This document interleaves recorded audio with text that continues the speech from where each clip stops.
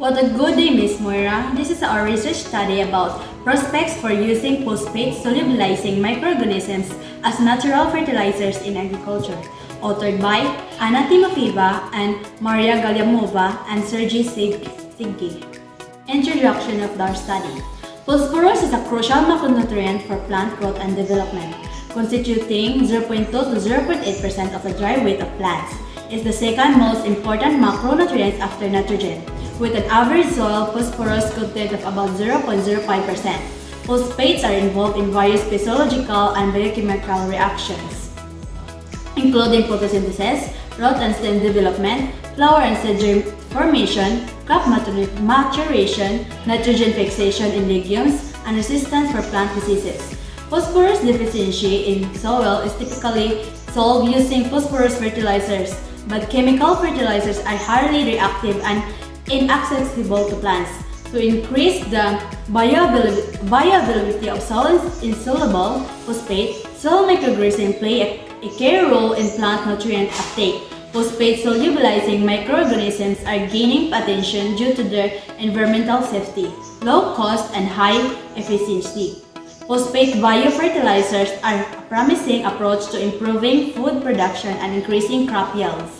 The solubilization of phosphates by soil microorganisms is a promising research object. Soil bacteria and fungi and dissolve phosphate in vitro, increasing soil phosphorus and biodiversity for plants. They solve and insolve inorganic phosphorus and minerals insolved in organic phosphate, contributing to agriculture on saline and alkyl and soil mycorrhizal fungi and phosphate.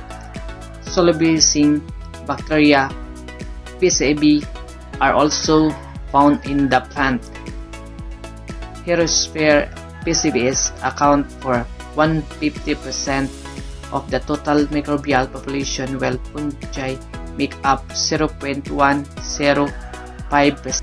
Soil phosphate exists in both inorganic and organic forms, with the release of phosphate from minerals being regulated by soil pH. Inorganic phosphate are found in primary and secondary minerals of phosphorus, while soil microorganisms can immobilize phosphate from the soil. Microorganisms store excess phosphate as a polyphosphate, which can be mineralized, placed into the soil solution as long-term phosphorus. Polyphosphate linear polymers of phosphoric acid are the phosphate reserved in many microorganisms and their synthesis is catalyzed by polyphenols. The rate of phosphate release from microbial biomass depends on factors like phosphorus availability, soil textures, and microbial community carbon availability, soil composition. The ability of microorganisms to balance solubilization and immobilization processes determines their ability to improve phosphorus ability in the soil plant system. PSBs can mediate changes in plant root system by preventing signaling and auxin transport, affecting the distribution of auxin in roots. They can also supply plants with a significant amount of auxin, acting synergistically with indigenous auxin, altering root system development.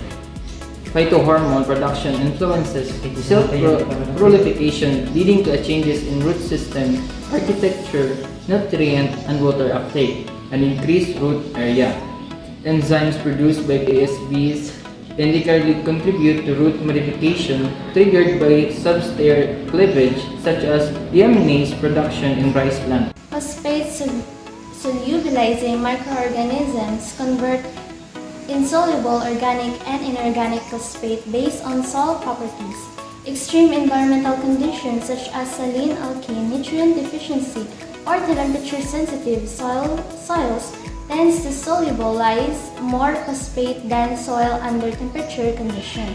The temperature also influences microbial phosphate solubilization, with some suggesting an optimal temperature of 20 to 25 degrees Celsius. Factors influence microbial phosphate stabilization include interaction with other soil microorganisms, plant vegetation stage, environmental conditions, soil type, agronomic practice, land use system, and soil phosphate solubilization, the physiological activity of phosphate solubilizing bacteria (PSB) is affected by exogenous soluble phosphate with the growth rate of microorganisms dependent on the level of available phosphate. Phosphate solubilizing bacteria or PSBs have been found to improve plant growth and establishment when combined with phosphate fertilizers. Studies show that the synergy of PSBs and phosphate fertilizers can increase the agronomic efficiency of these fertilizers in soil. For example, maize growth was significantly improved by PSB inoculation with various types of inorganic and organic phosphate fertilizer. PSBs also increase the agronomic efficiency of mineral phosphorus fertilizers, and growth parameters of chili plants improve in response to PSB inoculation with organic phosphate fertilizer. This symbiotic interaction can help farmers improve crop yields and economic benefits in nutrient-efficient soils. Perspective. To improve PSBs used to sustainable soil management, more data is needed on their molecular mechanism for increasing phosphate bioavailability. Phosphate solubilizing microorganisms can increase food production without health risk, save natural phosphate fertilizers, and promote sustainable agriculture. Conclusion. Phosphate solubilizing bacteria can improve the efficiency of using phosphates in agriculture by increasing their availability without disturbing soil biochemical composition. These biofertilizers are universal and can be used for various crops. Bacteria from Bacillus, Pseudomonas, Rhizobium, Aspergillus, and Penicillium genera are considered the most effective for increasing phosphate bioavailability in soil. They cause immediate plant growth by providing phosphates in an easily absorbable form and support plant growth by increasing nitrogen fixation efficiency. Phosphate solubilizing microorganisms may be potential substitutes for inorganic phosphate fertilizers, promoting sustainable agriculture, soil fertility, and increased crop yields. This technology can contribute to low-cost farming system and a cleaner environment.